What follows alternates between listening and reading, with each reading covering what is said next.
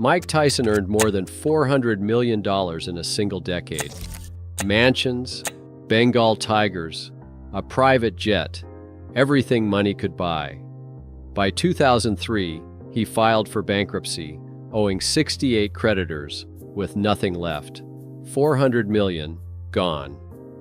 But the forces that destroyed him were circling long before the money ever arrived.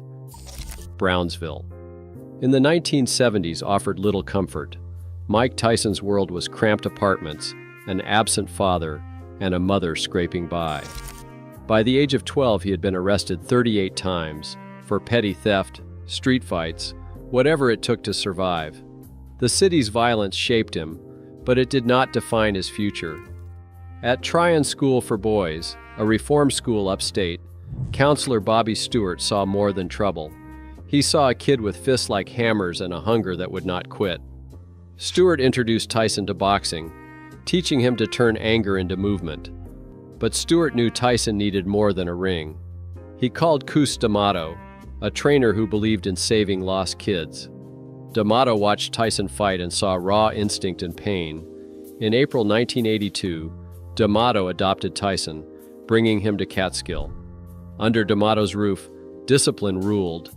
Early mornings, strict routines, the peekaboo style, hands high, head in motion, relentless attack. D'Amato became father and mentor, teaching Tyson to channel rage into power. Tyson's amateur record soared. He had 13 wins, all knockouts. By the age of 17, promoters circled. On March 6, 1985, Tyson debuted as a professional, 1 round, 1 knockout. Then on November 4, 1985, D'Amato died. The loss left Tyson adrift. Yet, on November 22, 1986, Tyson destroyed Trevor Berbick in 2 rounds, becoming the youngest heavyweight champion ever. The pain of Brownsville never left. Suddenly, the world belonged to Mike Tyson. At just 20, he wasn't just the youngest heavyweight champion. He was a force of nature, a living legend with fists that minted gold. The numbers barely seem real. In the early 1990s, Tyson's fight purses and pay-per-view shares alone soared past $300 million. Each match became a global event. Each win another mountain of cash. But it wasn't just what he earned, it was how he spent it. Tyson's homes were palaces. His Connecticut estate sprawled across 50 acres with marble floors, crystal chandeliers, and a private nightclub built just for his friends. In the driveway, a fleet of cars gleamed under the sun. Rolls-Royces, Ferraris, Bentleys, sometimes 6 or 7 at a time, each one custom, each one a symbol of victory. He didn't just buy houses and cars. Tyson bought a Gulfstream jet, flying coast to coast in a blur of luxury. When he wanted something more wild, he turned to the animal kingdom. In 1993, he bought 2 Bengal tigers, $50,000 each, plus permits and a private handler. The tigers roamed his backyard, padding past the pool, while guests watched in awe and disbelief. For Tyson, even pets had to be untamed. Endorsements poured in. Reebok launched a signature sneaker that sold 1 million pairs in its first year. Sponsors lined up, desperate to be part of the Tyson myth. Money flowed from every direction: fight nights, commercials, video games, even cartoons. At parties, stacks of $100 bills changed hands like playing cards. Security teams, personal chefs, jewelers, and hangers-on followed wherever he went. The spending was relentless, almost feverish. Every month, $500,000 could vanish on staff, gifts, and nights out that blurred into legend. Tyson's world was a fantasy come to life. He was the king of a kingdom built on speed, power, and excess. But in the shadows of all that wealth, something restless stirred, a sense that nothing, not even this empire, could last forever. Money poured in, but so did the wolves. Don King, the man with the wild hair and louder suits, was more than just Tyson's promoter. He was the gatekeeper to every dollar. King's contracts took 30% of Tyson's fight purses, a cut so deep it bled millions before taxes or spending even entered the picture. For every $10 million Tyson earned, King pocketed $3 million. The numbers were staggering, but the real losses were hidden in the fine print, in handshake deals, and backroom promises that always seemed to favor King. As Tyson's fortune swelled, his personal life cracked. The marriage to Robin Givens, once splashed across magazine covers, ended in a hail of accusations and courtroom drama. The divorce settlement alone stripped away $1.5 million, but the public humiliation cost even more. Endorsements vanished, and trust became a rare currency. Tyson's world, once protected by trainers and mentors, was now a maze of lawyers and predators. But nothing compared to what came next. In 1992, Tyson was convicted of rape in Indianapolis. The judge sentenced him to 6 years in prison. The cell door slammed shut, and with it, the flow of millions. Endorsement deals dissolved overnight, and fight purses vanished. The money that had seemed inexhaustible was now a distant memory, locked away with him. Inside prison, Tyson faced new dangers, extortion, threats, and the constant fear that his fortune was being picked apart on the outside.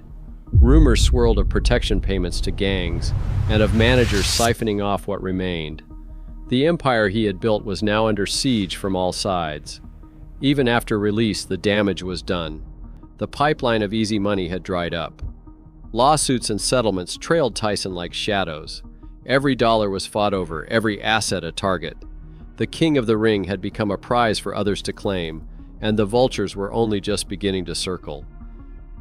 Tyson's world spun out of control, and the money followed. Nights blurred into days inside Las Vegas casinos, where he once lost $1 million in a single sitting, chips vanishing as quickly as the hope he'd ever get back on top. Gambling wasn't his only escape. Drugs crept in, filling the cracks left by lost fights and broken trust. The parties grew wilder, the crowds around him thicker, but the loneliness only deepened.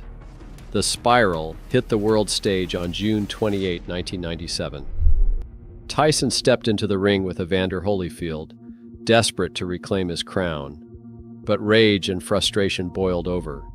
In front of millions, Tyson bit into Holyfield's ear, not once, but twice. Blood spilled, the crowd roared in disbelief, and the referee stopped the fight. The Nevada Athletic Commission didn't hesitate. They fined him $3 million and stripped his boxing license for a year. The punishment was more than just a number. It meant the paydays were gone, endorsements dried up, and his name became a punchline for late-night hosts. With his career on pause, Tyson's finances took another blow, this time from within. In 2001, his trusted financial advisor, John Jack McRae, was caught siphoning money from Tyson's accounts. By the time the theft was uncovered, $2.5 million had vanished. The courts forced McRae to repay most of it, but the damage was done. Tyson's bank accounts bled out from every direction. Casinos, fines, lawsuits, and now, outright theft.